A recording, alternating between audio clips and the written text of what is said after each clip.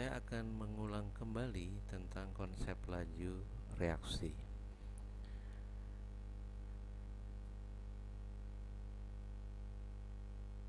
Dan kali ini saya mengawali dengan memberikan grafik pembentukan zat B dari zat A.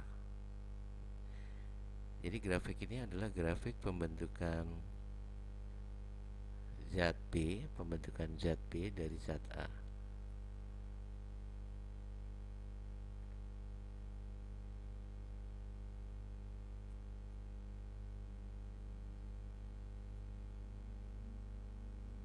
Oke.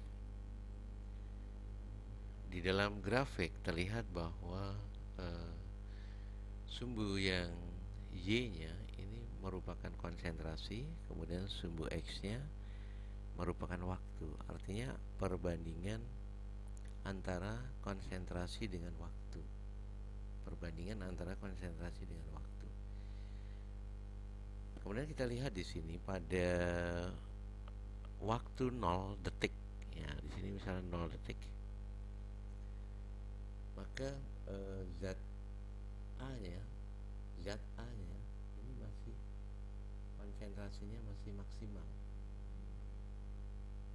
Jadi konsentrasi zat A-nya masih maksimal, belum bereaksi. Sehingga di sini konsentrasi zat B-nya pun masih bernilai 0. Kesimpulannya kalau saya menggambarkannya misalnya ada waktu di sini T, nah, kemudian 1T1 waktunya masih 0, T1 nya masih 0, maka konsentrasi dari zat B nya juga nilainya masih 0 gitu. Konsentrasi zat A di detik bernilai 0, maka konsentrasi zat B nya juga belum dihasilkan, artinya masih 0. Kemudian yang kedua misalnya di sini waktunya sudah masuk 5 menit. Oke, ya 5 detik, maaf, 5 detik. Ketika T-nya 5 detik, oke. Maka di sini konsentrasi B-nya mulai muncul di sini, mulai ada. Oke. Katakanlah misalnya di sini 10, maka di sini 5 juga misalnya. Ya, ini 10, oke. Di sini 5. Oke. Maka di sini muncul di sini 5. Di sana gitu. Kemudian di detik ketiga, di sini detik ketiga misalnya 10. Oke, berarti di sini katakanlah di sini 15 ya. Oke. Ketika waktunya menjadi 10 detik, konsentrasi dari B-nya itu muncul sebanyak 15. Oke. Misalnya gitu. Jadi kita dari sini kita bisa melihat bahwa ketika dari 0 ke 10, dari 0 ke 10, ternyata konsentrasi B-nya 15 kali. Nah, 15 kali bertambahnya dari 0 ke 15. Ini kenaikan sebanyak 10 kali. 10 kali. 10 kali. Atau dikatakan 5 detik kedua. 5 detik pertama menghasilkan 5 konsentrasi B5. 5 detik kedua menghasilkan 15. Dari apa yang kita paparkan ini, maka kita bisa membuat rumusan bahwa laju reaksi di sini kita lihat semakin lama konsentrasi A-nya semakin berkurang sehingga menuju ke bawah. Nah, sementara konsentrasi B-nya seiring bertambahnya waktu semakin bertambah, semakin besar nilainya. Semakin A-nya habis, tidak ada lagi, maka B-nya juga semakin menuju angka 0 atau sudah stabil, artinya setimbang. Tadi kita ingin menentukan rumus laju reaksinya. Jadi laju reaksi, kalau datanya seperti ini, maka laju reaksi bila dilihat dari yang B, maka sama dengan konsentrasi delta perubahan konsentrasi B, per atau dibagi berbanding terbalik dengan perubahan waktu. Kalau di sini berarti bisa kita artikan 15 dikurang dengan 0, dibagi dengan 10 dikurang dengan 0, atau 15 per 10, sehingga laju reaksinya itu bernilai 1,5 mililiter per detik.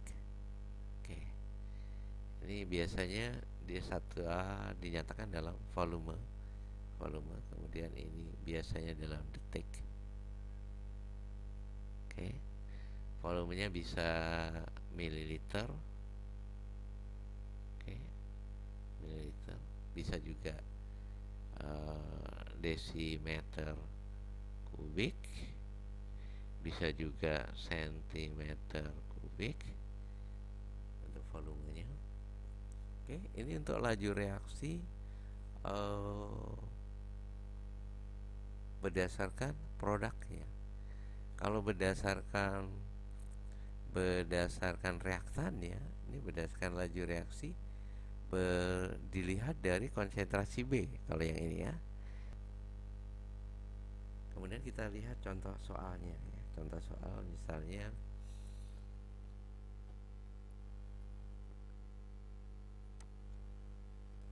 ini soalnya, contoh soal ini. Kalau soalnya seperti ini bagaimana kita mengerjakannya?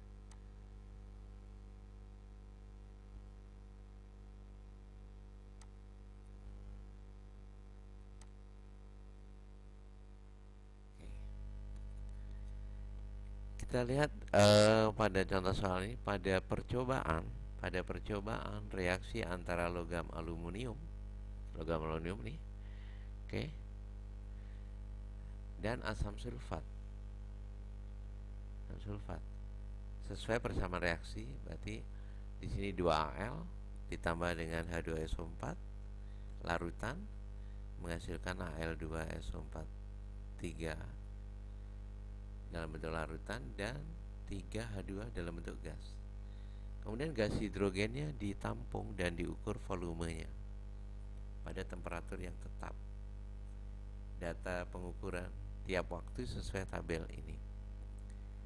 Kita lihat waktu reaksi 0 di detik pertama, berarti nilai masih 0. Volume gasnya belum ada, belum terbentuk tentunya kan, masih 0. Kemudian pada detik ke-15, berarti di sini bertambah 15. Maka volume gas hidrogennya menjadi 40. Kemudian pada detik ke-30 volume gas hidrogennya 80. Kemudian yang ditanyakan laju reaksi pembentukan gas hidrogen setelah 30 detik. Maka di sini kita mencari V H2 atau R H2. Jadi laju reaksi disimpulkan bisa V, bisa R. Sama dengan, di sini tadi kan rumusnya delta, karena ini H2 berarti positif karena ada di kanan kan. Berarti delta konsentrasi H2, oke, H2 dibagi dengan delta T. Oke. Nah, konsentrasi H2-nya berarti dari eh, volume V2, volume ya, volume 3 ya, maaf, volume 3 dikurang dengan volume 1 oke, dibagi dengan T3 dikurang T1. Nah, berarti di sini volume 3-nya adalah 80. Kayak 80. Maka dimasukkan angka 80 dikurang dengan volume satunya 0. Ini dikurang 0. Oke. Dibagi dengan T3-nya 30 di sini. Oke, ini T3 30 dikurang dengan T1-nya 0. Oke. Sehingga sama dengan 80 per 30 atau 8 per 3 sama dengan 2,6,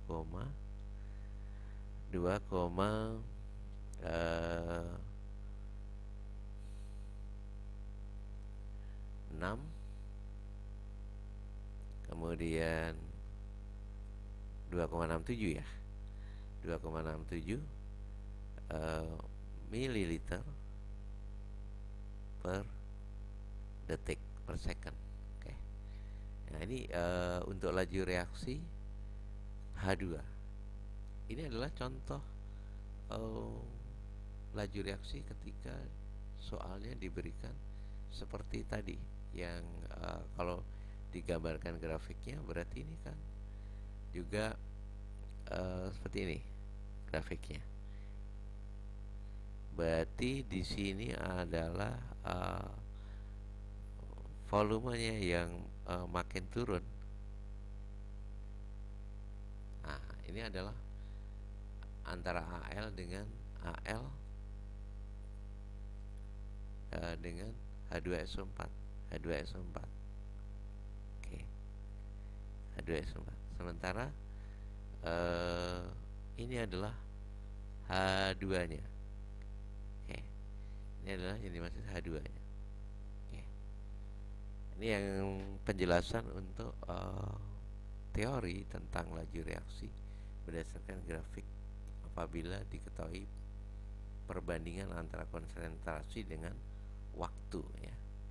Konsentrasi dengan waktu.